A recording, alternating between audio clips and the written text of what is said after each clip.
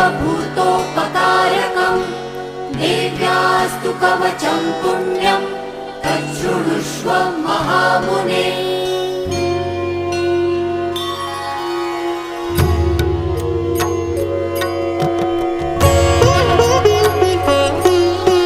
प्रथमं शैलपुत्री च द्वितीयं ब्रह्मचारिणी तृतीयं चन्द्रघण्टेति कूष्माण्डेति चतुर्थकम् पञ्चमं स्कन्दमातेति षष्ठं कात्यायनी